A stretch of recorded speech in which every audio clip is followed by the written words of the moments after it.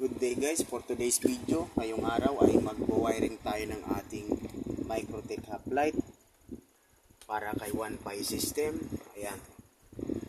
Sundan nyo itong tutorial na to. So sa mga newbie lang is kung paano mag-build or mag-wiring, yung mga wiring sa nilalagay. Gaya itong coin slot, mayabang siya. 4 pin naman kasi yan. Then dito nyo lang, laging nasa taas yung red pag maglalagay kayo.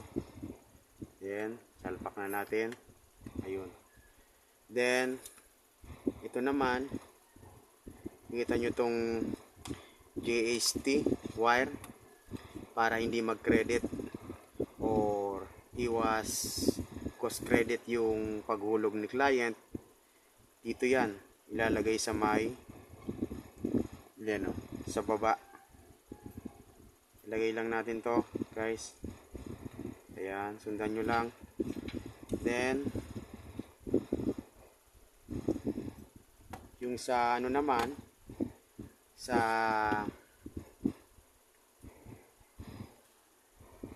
RGB lights or yung frame lights, pinakaabang naman yung positive negative, papunta ito sa may directly to sa may ito.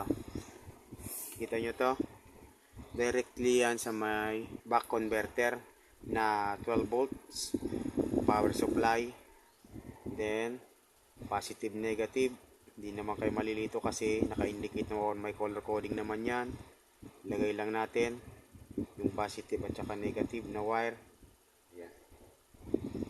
Ayun.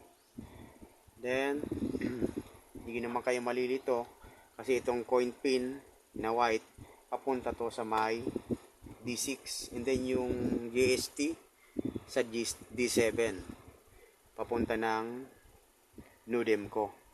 So start na natin, tignan natin kung magpa-power on. Then yung ginamit lang pala natin dito na access point ay gumamit tayo ng ayan, old converge router, yung disconnected na.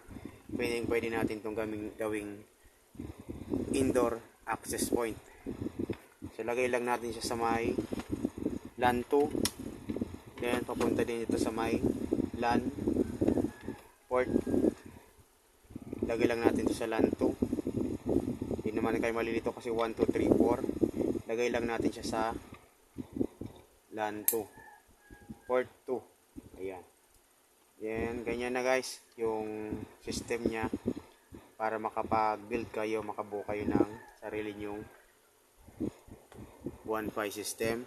Then try na natin i-power on kung working na ba. Yan. Ayun. Microtech. Lagay din natin yung access point. Lagay din natin. Goods na yan. Ayun, nag-power on na lahat. So ganyan lang guys yung pag wiring ng ating 1Pi system. Sana nakatulong to guys sa inyo. At kung nakatulong tong video na to, paki-like and share mo din sa iba para matuto din sila. At huwag mong kalimutang i-subscribe itong ating YouTube channel para sa marami pang video na i-upload natin. Maraming salamat. God bless.